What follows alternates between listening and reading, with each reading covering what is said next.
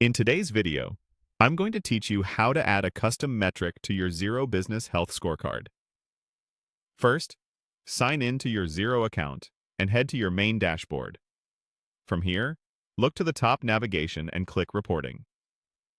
This is where Xero keeps the tools that summarize how your business is tracking. In the reporting area, select Business Health Scorecards.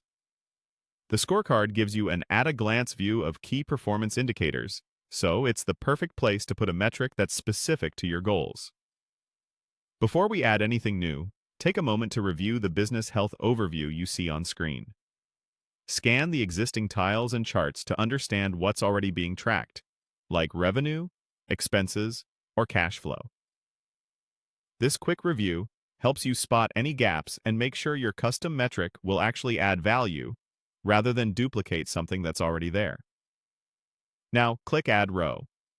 This creates space for a new item on your scorecard. When prompted, choose Custom Metric. A custom metric lets you define exactly what you want to measure, so you can reflect how your business really operates. Enter a clear, descriptive name for your metric. Pick something your team will instantly recognize, like average invoice value or on-time payment rate. Keep it concise, but specific, so it's easy to find later and obvious in reports. Next, configure the metric calculation settings. Choose how this metric should be calculated based on the data Xero tracks. You can typically specify the calculation type, select the accounts or data points to include, set the time period, and choose how the numbers should be displayed. Decide whether the result should be shown as a currency, a percentage, or a plain number, and consider how you want Xero to aggregate the data across weeks or months.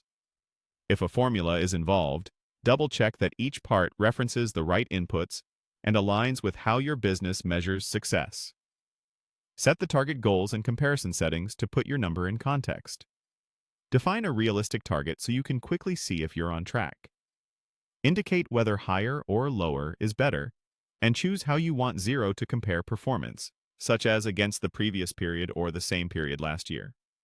Visual cues like colors or trend arrows can make it easier to interpret at a glance. Review the custom metric details carefully. Confirm the name, calculation, display format, target, and comparison options all look right. When you're satisfied, click Save. Finally, review the updated Business Health Scorecard. Your new metric will appear alongside the existing ones, giving you a more complete picture of performance. Take a final look to ensure the values and trends make sense, and you're done.